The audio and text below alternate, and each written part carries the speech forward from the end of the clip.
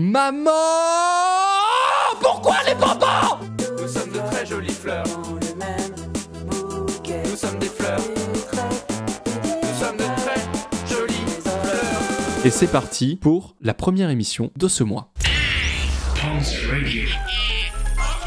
Ça me saoule. C'est parti pour le premier challenge de cette première game. Comment parvient-on à distinguer les neveux de Donald Duck? Riri est habillé en jaune, Fifi est habillé en bleu, Loulou est habillé en vert, Gontran est habillé en blanc. C'est les neveux de Donald Duck, Fifi est habillé en bleu, Loulou est habillé en vert, j'en ai aucune idée, mais alors, mais les neveux Donald Duck. Attends, mais Riri, Fifi, Loulou. Fifi bleu, Loulou vert. Putain, mais c'est dur, attends. Et donc Riri rouge. Wow, c'est chaud. L'indiculture, ah bah là c'est l'indiculture, ouais, de ouf. Vous savez, j'ai eu accès à quelques questions, effectivement, de la part des auteurs pour notre jeu qu'on est en train de faire. Je peux vous dire qu'il y a plus dur. Voilà. Ok, Fifi est habillé en bleu, Loulou est habillé en vert. On regarde les résultats là-dessus. Et Gontran n'existe pas. Boum, on y va. Ouais, c'est une catastrophe. Il y a des gens qui ont juste, mais c'est une catastrophe hein, dans la plupart. Excusez-moi hein, pour ce bruit, mais j'ai une dalle pas possible. Je vais croquer dans ce. Ah, Gontran, c'est le cousin? Ah, ok.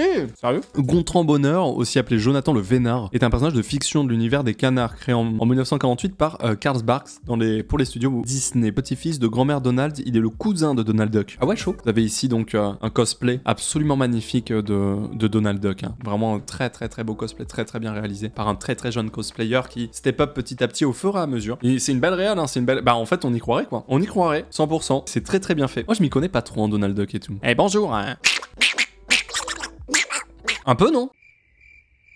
Je me rappelle que quand je faisais ça à mon chat, quand j'étais petit, il avait ultra peur. Arrête, bordel. Je fais ce que je veux, c'est ma chaîne.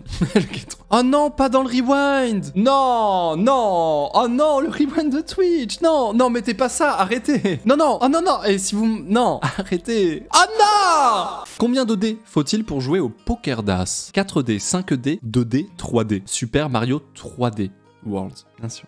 Bien sûr. Il faut 5D. Quelle chanson figure sur l'album The Dark Side of the Moon des Pink Floyd? Speak to Me, Breakfast in America, All You Need Is Love, Brain Damage, Damage. Alors on a Speak to Me et on a Brain Damage qui sont dans l'album The Dark Side of the Moon des Pink Floyd. Breakfast in America, c'est pas Pink Floyd? Attendez, j'ai un doute. C'est Supertramp effectivement. Et All You Need Is Love, c'est le nom le plus random que j'ai jamais vu de ma vie. Je pense que tous les groupes de rock ont un son qui s'appelle All You Need Is Love. Faut le savoir. Bah, d'ailleurs, c'est les Beatles. Voilà. Je pense que tous les groupes de rock ont un son qui s'appelle All You Need Is Love, sans exception quoi. Vraiment, vraiment c'est dingue. Donc Speak to Me et Brain Damage qui finalement sont les seuls sons des Pink Floyd parmi les 4 propales. L'un des albums les plus emblématiques des Pink Floyd, notamment grâce à cette image incroyable qui représente la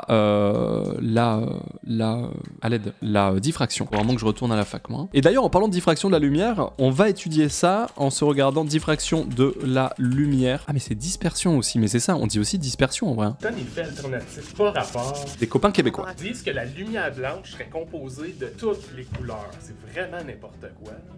C'est pas mal vrai. Ya, ok, écoute ce son, ouais, piggy pam. La lumière blanche, qu'elle provienne d'une source naturelle comme le soleil ou artificielle comme une ampoule, est composée de toutes les couleurs. Et il faut savoir que la lumière blanche est un rayonnement électromagnétique ayant la particularité d'être perçu par l'œil humain. Oui. Jetons un œil sur le spectre électromagnétique qui regroupe l'ensemble des ondes électromagnétiques selon leur fréquence et leur longueur d'onde. Je veux bien, s'il te plaît. Celle du rouge est d'environ 700 nanomètres. Attendez, c'était pas 400 à 800 le visible? Pas pourquoi moi dans ma tête j'avais 400-800. Ah non, c'est 400-700. C'est la nouvelle méta. Ah ok. Ah y a eu un patch note? On s'est fait patcher? Ah ok. Donc c'est à la suite du patch note, on est descendu à 700. Ok, on s'est fait patcher. Ok, super. Moi les mises à jour je les suis plus, moi ça fait un petit moment, j'avoue, depuis mes 23-24 ans, je joue plus aucune mage moi. Les pigments contenus dans les feuilles vont absorber toutes les couleurs de la lumière blanche, sauf le vert, qui sera réfléchi et ainsi perçu par nos yeux. En fait c'est marrant parce que moi c'est ce que je me disais quand j'étais à la fac ou au lycée et qu'on expliquait ça. Moi ce que je me disais, bah tu vois par exemple quand elle montre cet exemple, en fait c'est marrant parce que quand on voit quelque chose d'une certaine couleur, en fait c'est tout sauf cette couleur. Et du coup elle nous la renvoie. Je sais pas si vous voyez ce que je veux dire. Moi j'avais cette sensation et j'ai toujours cette sensation quand je vois quelque chose, je me dis en fait c'est marrant parce que ce truc est tout sauf la couleur que moi je vois. Et je trouve ça insane en vrai. Et évidemment on embrasse tous les daltoniens qui là bah du coup eux perçoivent autre chose, mais en même temps vous êtes uniques aussi. On peut donc en conclure que la lumière blanche est composée de toutes les couleurs. Eh ben écoute, j'aime bien la chaîne YouTube. Allo Prof, ok, c'est une chaîne YouTube donc québécoise, sans vouloir juger sur l'accent bien sûr, je pense que c'est québécois. Le nationalisme au Canada, oui. Résolution d'équation algébrique. Ah, on est là pour passer un bon moment. Cette vidéo est la plus importante. Je déconne, ça va, on rigole, ça va. À l'aide, on déconne, oh. On va pas se mettre à regarder une vidéo sur la résolution d'équations algébriques. Par contre, la concentration molaire.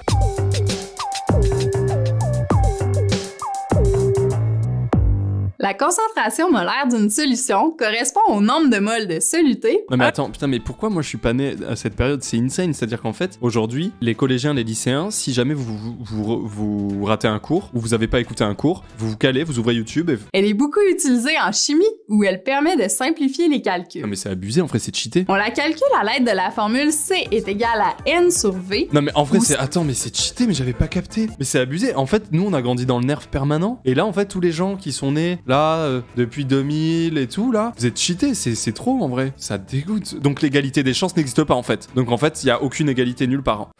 Ok. Parce que moi, quand je sortais de cours et que j'oubliais tout, c'était fini. Il y avait pas de... Putain, vous êtes boosté. En vrai, j'avais pas pensé à ça. Toi, t'avais des livres. J'avoue. Mais get la diff. Faisons un exemple de calcul. Non, on va pas faire un exemple de calcul de suite. Parce que la question, donc, quelle chanson figure sur l'album The Dark Side of the Moon des Pink Floyd? Parmi ces propos, il y en avait deux, Speak to Me ainsi que Brain Damage. On regarde les résultats. Pendant que je suis en train de vous remercier, c'est une catastrophe dans la room, ça me fume. J'ai révisé mon bac S comme ça en me faisant toutes les vidéos de la chaîne YouTube, les bons profs de chaque matière la veille des épreuves, sans ouvrir un cahier, je l'ai eu. Ça dégoûte. Si ça peut permettre aux gens d'apprendre, si ça peut permettre aux gens de comprendre, on va pas se plaindre non plus, quoi. Mais c'est vrai que je m'étais jamais trop dit ça. C'est vraiment cheaté, quoi. Combien de cavités un cœur humain comporte-t-il? Combien de cavités? 3, 1, 4, 2. 4. Il y a 4 cavités dans le cœur humain. Nombre, cavités, cœur humain. Anatomie du cœur en 3D. Oh, faut comprendre sur le cœur. Nat Geo, en 2,27. Le cœur assure la circulation du sang dans l'ensemble du corps, apportant oxygène et nutriments à chaque cellule. La circulation du sang est essentielle pour rester en vie. Excuse-nous, bro. Les deux cavités inférieures sont les ventricules qui redistribuent le sang. J'ai honte parce que bon, ça commence à dater, hein, mais j'ai fait un bac SP bio. Je n'avais aucune idée. Je viens d'apprendre ça, là. C'est énorme. Ce sont les valves tricuspides, mitrales, pulmonaires et aortiques. Mais attendez, mais pourtant, je viens de capter que je crois que j'avais disséqué un cœur de bœuf en plus, je crois. Je vous jure, je crois que j'avais disséqué un cœur en plus. De bœuf ou de... je sais plus. Il y avait un mec dans ma classe, on avait disséqué, je pense que vous l'avez fait aussi, dissection de la souris notamment. Il y avait quelqu'un dans ma classe qui avait jeté par la fenêtre l'appareil digestif de la souris. J'avais trouvé ça un peu hardcore. Pas forcément giga drôle, j'avoue. Sur le moment, c'était un peu... Mec, c'est pas ouf. Ouais, c'est hardcore. Bon appétit, évidemment, hein, la petite pause midi qui régale ici. Un pote, ouais. Non, vraiment, c'est pas... Jamais de la vie, j'aurais fait ça. Ah non, vraiment, c'est pas du tout mon délire. Alors moi, je parlais beaucoup et tout, mais j'étais pas du tout... Je faisais pas ce genre... Non, je faisais pas ça, en vrai, non. Vraiment pas. Ça fait presque bader, tu vois, quand tu regardes un petit peu ce que t'as dans le corps, tu te dis, putain, mais en fait, en permanence, il y a des trucs chelous qui bougent et tout dedans, là. Il se passe plein de trucs et tout. C'est tellement bizarre. Mais tranquille. Quand j'ai été jeune adulte, si je puis dire, genre vers mes 20, 21, 22, 23, 24 ans, j'étais hyper nostalgique de mon lycée. Mais genre nostalgique, limite triste, tu vois. Genre je me disais, bon bah, ça c'est vraiment fini, maintenant faut trouver un sens à sa vie et faire des trucs, et je sais pas, j'ai eu un moment un peu comme ça nostalgique, ouais, vraiment. Mais c'est passé. Je me disais juste, putain, je donnerais tout pour refaire mon lycée limite. Genre vraiment, j'étais en mode, ouais, j'aimerais bien limite, quoi. À un moment donné, vers mes 22, 23 ans, j'étais content de ce que j'avais vécu, mais j'étais pas content de ce que j'étais en train de vivre, tu vois. J'étais un peu particulier, quoi. De toute façon, notre présent et notre nostalgie de demain, bien sûr. J'adore cette musique, elle est trop belle. En plein bad, mais non, regardez, on est ensemble, on est bien, on passe un bon moment. À 2 doigts de déprimer. Mais non. Oh, bon, allez. Bon, envie de déprimer?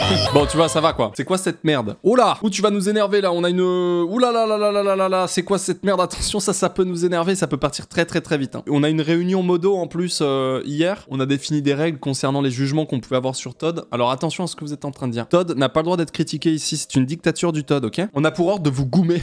L'enfer! On va enchaîner sur le prochain challenge, qui cette fois-ci portera en plus sur quelque chose d'assez chaud. Je déconne, je sais pas pourquoi je dis ça, je n'ai strictement aucune idée de la prochaine question, je la découvre avec vous. Rangez ces os en fonction de leur position dans le corps humain, du bas vers le haut. Sacrum, os hyoïde, tibia, sternum. Alors bon, tibia, je pense que c'est bon. Tibia, on l'a tous, hein. On est ok, voilà, tibia. On l'a. Sacrum. Je peux quand même taper ça sur le web. Vous pensez sacrum? C'est safe, c'est ok. Ah, ça va, on fait de la bio. Il a une forme pyramidale à base crâniale, appelée le promontoire sacré. La pointe de la pyramide s'appelant l'apex. Apex, les gens très très bons jeux d'ailleurs. Réunissant le rachis au bassin, il est situé entre les deux os iliaques. Putain, mais je comprends pas un mot sur deux, c'est insupportable. Le sacrum s'articule latéralement par les articulations sacro-iliatiques avec les os iliaques. Est-ce qu'on peut faire une explication claire, Jean? S'il vous plaît, je sais pas ce que c'est. Bon, le sacrum. Ok, d'accord, donc le coccyx fait partie du sacrum. Ok, super. Le sternum maintenant. Le sternum est un os plat impair symétrique situé au niveau de la partie antérieure de la cage thoracique sur laquelle viennent s'attacher en avant les côtes. C'est ça. On est d'accord. Ici, nous avons le sternum et enfin, os hyoïde, bien sûr, jamais entendu parler de ma vie. Ah, l'os hyoïde est un os situé au-dessus du larynx, dans la partie antérieure du cou, en dessous de la base de la langue. J'ai rien compris. Est-ce que c'est ce qu'on peut toucher là, les deux trucs là? Je pense à toucher un petit os. Ah, ça fait très mal quand on se le déboîte. Oui, j'imagine, oui. Bon, on les a en tout cas. Tibia, sacrum, sternum, os hyoïde, donc du plus bas vers le haut, on l'a, messieurs, dames. Regardons les résultats par rapport à ça. Et forcément, c'est une question qui fait mal et on a une room qui petit à petit se réduit au fur et à mesure des questions. C'est un peu le principe du jeu, je ne sais pas pourquoi je le précise. Mais là, ça se réduit quand même sacrément vite avec le retraité qui a été le plus rapide. Félicitations. Tu gagnes le Lamborghini que je t'enverrai par la poste directement, que tu devrais recevoir sous 4-5 jours ouvrés à peu près. On continue. Boum. Le Coca-Cola est basique, contrairement au jus de citron et au vinaigre qui, eux, sont acides. C'est vrai ou c'est faux cette affirmation? C'est faux. 0 g d'acide gras. Ok, super. Le pH des produits Coca peut aller de 2,5 à 4,2. Putain, c'est vachement acide en vrai. On rappelle que acide, c'est strictement en dessous de 7. Neutre, c'est donc 7. Strictement au-dessus de 7, c'est basique. Le coca, c'est chaud quand même. L'acidité du coca n'est pas le seul problème du coca, effectivement. En fait, je crois que tu contrebalances l'acidité du coca pour que ce soit buvable par le sucre. Et donc, du coup, t'as un double problème. C'est-à-dire que le truc est quand même vachement acide. Mais en plus de ça, du coup, il est hyper sucré pour essayer de contrebalancer ça pour qu'on puisse le boire, quoi. C'est un peu un mélange d'emmerde. Et puis après, il y a d'autres choses, mais c'est un mélange d'emmerde, quoi. Et le coca sans sucre, est-ce que c'est le même pH? Coca sans sucre, pH. À combien s'élève le pH du Coca-Cola? Et qu'est-ce que cela veut dire? Bah, je sais pas trop. Paper Geek. 20 manières de l'utiliser, le Coca-Cola, qui ne donne pas envie d'en boire. 1. Enlever les taches de graisse sur les tissus et vêtements. Retirer les traces de rouille sur les vêtements imbibés et également servir à desserrer les boulons rouillés. Oui, ça c'est vrai, hein, d'ailleurs. Ça c'est un vrai truc, hein. Changer la couleur de vos yeux en versant du Coca zéro dessus. Attends, pas allô? Cheveux, Coca-Cola zéro, couleur. Qu'est-ce que c'est? Quoi? Des cheveux blancs aux cheveux noirs naturellement en seulement 4 minutes avec Coca-Cola? Quoi? Attends, qu'est-ce qui se passe? Hello everyone, you are welcome back to today's video. Today, I'm going to show you how to use Coca-Cola. Attends, mais... Ah, mais je viens de capter. Non, je viens de capter. Est-ce que vous avez déjà regardé chez les gens qui boivent du Coca-Cola zéro ou quoi? Est-ce que vous avez déjà remarqué qu'une canette de Coca zéro, si vous la laissez par exemple toute une nuit sur la table, vous savez souvent quand on boit une canette, on laisse un peu de liquide sur le côté, il y en a forcément. Est-ce que vous avez checké que autour des canettes de Coca zéro, si vous laissez toute une nuit par exemple, vous allez avoir du noir là où il y avait du Coca zéro? Est-ce que vous avez déjà vu ça en vrai? Il y a vraiment une coloration noire à côté. Je vous jure que c'est vrai, ça je l'ai déjà capté de ouf. C'est vraiment la couleur qui a changé, c'est pas le dépôt, tu vois. Je crois que ça marche pas avec le Coca normal, ça marche qu'avec le zéro. Le Coca-Cola est basique contrairement au jus de citron et au vinaigre qui sont acides, c'est faux. Le Coca-Cola est lui aussi acide, je pense que tout le monde l'a... Tranquille, je pensais que tout le monde l'avait, mais excusez-moi. Alors moi, faut savoir que le Coca-Cola, quand j'avais 22 ans à peu près, quand j'habitais à Toulouse, j'ai été addict au Coca, mais addict violent au Coca. Je buvais une bouteille de Coca par jour, une bouteille de 1,5 litre de Coca par jour, vraiment. C'était d'une violence sans nom. Je buvais du Coca tout le temps, à tel point qu'il y avait, j'étais en coloc avec un pote, il y avait genre 2-3 mètres carrés dans notre appart qui était réservé aux bouteilles de Coca, qu'elles soient vides ou pleines. Mais par contre, depuis, je sais pas, 4-5 ans, en vrai, ça fait 4-5 ans que je ne bois plus du tout de soda. Moi, quand je vais au McDo, je prends une badoie, tu vois, ou quand je bois absolument pas je bois plus de soda du tout, mais c'est même pas une bonne résolution ou quoi, c'est que je n'ai aucune envie de soda, quoi. Le seul moment où je vais accepter de boire du soda, et encore, bah en général je dodge, ça va être par exemple avec un alcool fort, tu vois, par exemple, pour faire un mélange, mais même ça, je suis pas giga fan, tu vois. Et aussi, un truc tout con, et je vous jure, je trouve que l'eau, c'est vraiment putain de bon l'eau. Genre, no joke, c'est putain de bon l'eau. C'est vraiment très bon, quoi. Petite discussion water, ouais. Où se trouve le département de la Charente? Le département de la Charente se trouve juste ici, messieurs, dames. Charente, Angoulême, festival de la BD. J'ai sorti tout ce que j'avais sur la Charente. Cognac. Moi, je suis pas très fan du cognac. J'ai un pote qui a fait quelques années d'études à Angoulême. Voilà, rien d'autre à dire. Voilà, petite balade à Angougou. Voilà, Angoulême, voilà, tranquille au calme. Très joli. Le Kebs. Les Kebs. Oh, la concurrence. Le Kebs en face d'un resto turc. Eh, mais attends, pas mal en vrai. Oh, on est un peu en hauteur. Très joli. Oh. Est-ce qu'on peut se casser? La petite place du marché, ouais, super sympa. Ah mais ouais, c'est en hauteur, quoi. Là, Ponce, tu es sur le plateau, va sur les remparts pour avoir une vue de dingue. Alors attends, m'en dis pas plus. Putain, j'avoue, c'est vachement beau en vrai. Hein. Ah, tu te cales ici, tu te mets bien, petite soirée au calme quand il fait chaud. Putain, mais j'avoue, c'est super joli. Ah mais j'aime bien, c'est validé. De ouf. Je valide. Let's go. On a fait du cognac. Il y a qui là qui passe? Venivici. Mais non, attends, mais Venivici, vous voyez ce que c'est Venivici ou pas?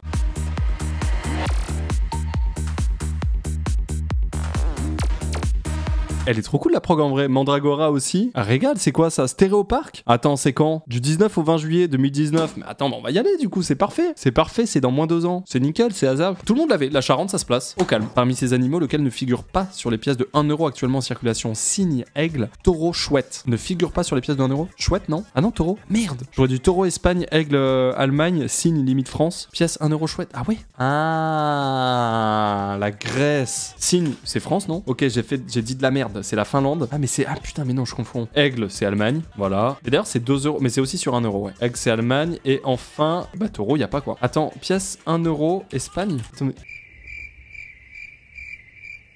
mais c'est 2 euros, je suis con. Je pense que tous les gens qui ont vécu la transition franc-euro, dont je fais partie, ont fait la collection des pièces d'euros à un moment donné. Je suis sûr. Moi, j'ai collectionné, j'avoue, les pièces d'euros au début. J'avoue, quand j'étais. J'avoue. J'en ai encore beaucoup. Ah oui, non, moi, au bout d'un moment, je les ai utilisés. Eh, j'avais une pièce de 2 euros. T'as une pièce de 2 balles de la Grèce. Au bout d'un moment, t'es en mode non, mais c'est 2 balles, c'est bon aussi. J'ai tout dépensé, moi. Regardez ça, ça reste des thunes quand même, ça va. J'en ai un souvenir très très particulier de cette transition-là. Surtout que moi, j'étais jeune quand même parce que l'euro est arrivé donc en 2000 et je crois que c'était à partir de 2002 où les francs n'étaient plus acceptés et il y avait plus que l'euro. Je crois que c'était 2002. Du coup, moi, 2002, j'avais 11 ans et j'avoue que dans ma tête, je comprenais pas tout quoi. C'est-à-dire que je comprenais qu'on changeait de monnaie, je comprenais pas pourquoi évidemment. C'était, j'ai un souvenir vachement particulier de ça, tu vois. Ah, puis les bonbons, puis le prix des bonbons, quoi. Le prix des bonbons, moi, je m'en rappelle, j'achetais des bonbons 20 centimes et changement d'euro, on passe à l'euro, j'achète les bonbons 20 centimes. Je suis en mode, mais attends, mais maman, papa, vous m'avez pas dit que 1 euro c'était 6-7 francs? Si, pourquoi? Bah, pourquoi les bonbons c'est pareil le prix? Ah ouais, c'était chaud en vrai ça. Maman! Pourquoi les bonbons? Taureau, y a pas en tout cas. Quel félin peut-on croiser en forêt amazonienne? Le lion, le tigre, le marsupilami, le jaguar. Marsupilami, voire rarement quand même. Pas vu quoi en tout cas perso. Le jaguar. Et ça c'est dingue le jaguar. Amérique du Sud, ça c'est un truc de fou. Bon, j'ai déjà vu toutes les vidéos j'avoue, mais ah j'ai pas vu celui-là. La zone humide du Pantanal au Brésil est la plus étendue au monde. Ce sont les 3e plus gros félins au monde, derrière les lions et les tigres. Ce groupe de touristes venus en safari espère bien apercevoir le puissant prédateur. Oh, l'enfer d'être devant un jaguar. C'est leur jour de chance. Sur la berge, un jaguar montre son plus beau profil. Le terrible prédateur repère quelque chose dans la rivière. Quand il refait surface, il tient sa proie dans sa gueule. C'est un caïman. Le mec, il est trop chaud. Oh, mais c'est un truc de fou, hein, vraiment. Il met ensuite fin au combat. Mais c'est un truc de fou. Il porte au calme, au calme. Regarde ce qu'il a dans la bouche. T'imagines un jour t'es calé chez toi, tranquille, et genre ton chat il te ramène un truc qui fait sa taille en fait dans la bouche. C'est hardcore. Ce qui permet au jaguar de terrasser des caïmans de 300 kilos. C'est un truc de fou, hein. 300 kilos. Oh, oh, oh. On regarde les résultats. Tout le monde l'avait. Prochain challenge, c'est maintenant. Les joueurs ont une pression monstre parce qu'il y a des millions de pétales sur leur tête et pourtant c'est maintenant. Qui a composé la suite Bergamasque? Richard Wagner, Vivaldi, Debussy, Mozart. C'est Debussy qui a composé la suite Bergamasque.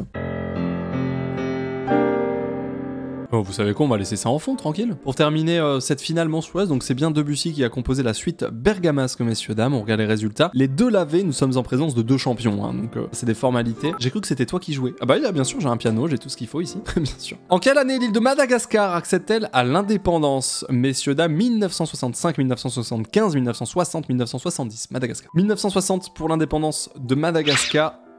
Excuse-moi, Debussy. Et oui, messieurs, dames, le retraité qui remporte la première game de cette journée. Et oui, bravo, retraité, le retraité, pardon. Ah, le retraité, putain, c'est galère hein, d'avoir gagné cette première game de la journée, avec 2 vies en plus de ça, donc large, je sais pas si c'est le mot, mais ouais, bien quoi. Bien, c'est très propre, c'est très propre, bravo.